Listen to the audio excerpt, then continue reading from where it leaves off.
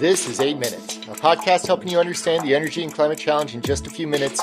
I'm your host, Paul Schuster. The development of utility-scale renewable energy has really surged over the past decade, driven in part by large corporations agreeing to buy power from these independent projects. Most companies with a net zero goal realize that they're not going to get there without buying some form of renewable energy.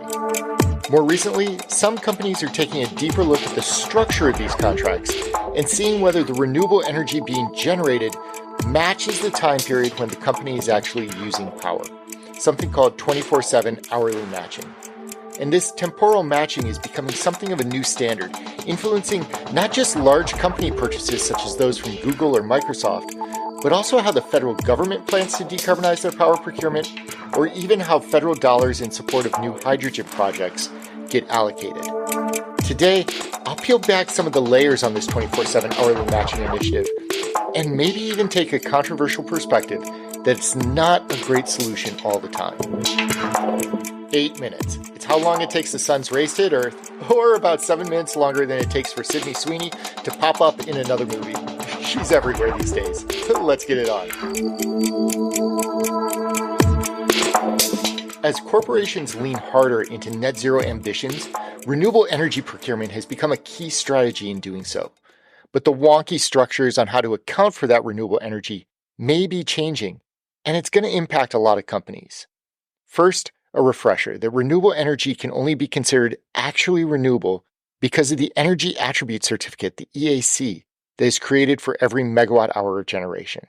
Here in the US, that certificate is called a REC, or Renewable Energy Certificate, but in Europe or elsewhere, it may be called a Guarantee of Origin or some other term. I'm going to use REC as my default terminology, but in any case, that certificate is retired by the company buying the renewable energy, which allows them to claim renewable procurement on that hour of power. But RECs are measured on a yearly basis, which means that a lot of companies would simply buy a whole bunch of RECs at the end of the year that totaled up to the number of hours of renewable energy that they required.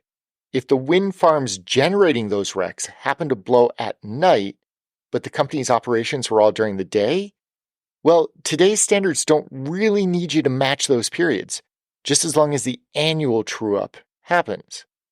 Which is why big companies like Google and Microsoft started to take a harder look as to whether their energy procurement was really having the impact that they thought it would.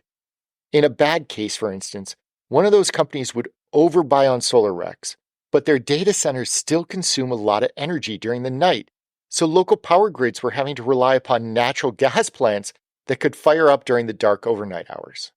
If the REC doesn't actually match the hour when the power is needed, are we really affecting the grid the way we want to? A Princeton team took a look at this on behalf of Google, digging into a few different procurement strategies to determine which was likely to have the greatest impact on reducing grid-level emissions. Their findings concluded that only the 24/7 temporal matching strategy had a material impact on system-wide emissions. What's more is that the study seems to indicate that the current annual true-up hardly affects emissions at all. Why is that? Well, in a market with a lot of solar like California, the lowest cost REC is probably going to be from solar. So a well-meaning company goes out and buys that REC, claiming success. The problem is that the solar project where the REC is coming from is likely going to want to generate power during the same time as every other solar project wants to generate power. If this one is forced to stay on because of the REC, it's not going to turn off a natural gas plant. It's probably going to turn off a different solar plant.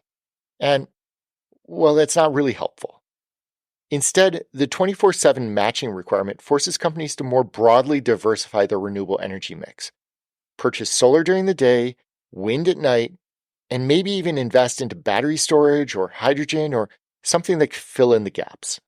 I mean, annual matching doesn't really give any incentive to invest behind some of those new types of storage technologies because the true-up simply occurs at the end of the year. So with this in mind, 24/7 has become a really important part of the conversation on renewable energy. It more accurately matches corporate consumption with procurement. It prioritizes impact on emissions reductions and not just certificate purchases. And it incentivizes investment into new forms of storage and other carbon-free technologies. But it comes at a price too. That Princeton study, it found that hourly matching could come at a 20% premium or more to regular renewable energy procurement.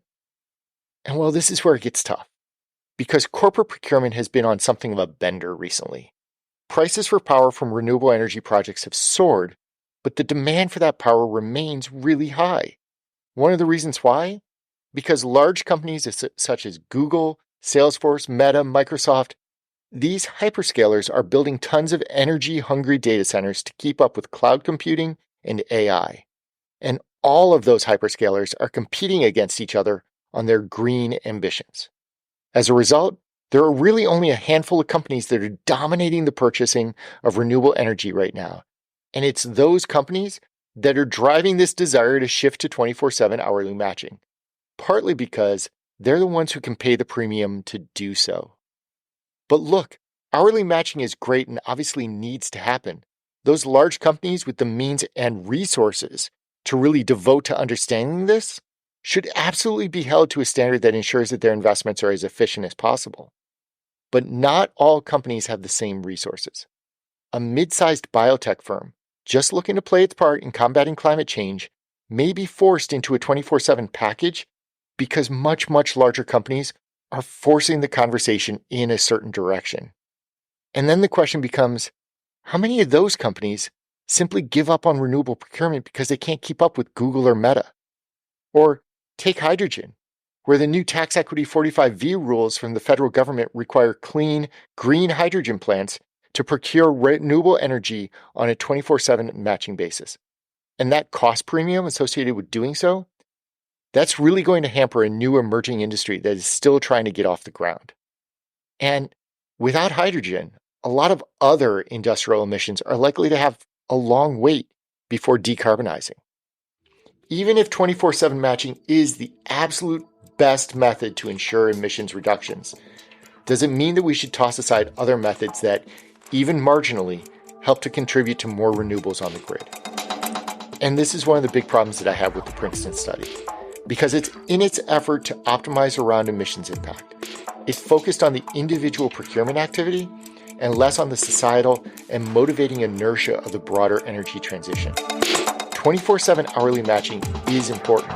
It absolutely should be a part of the conversation for certain companies, but it's not a one-size-fits-all solution yet.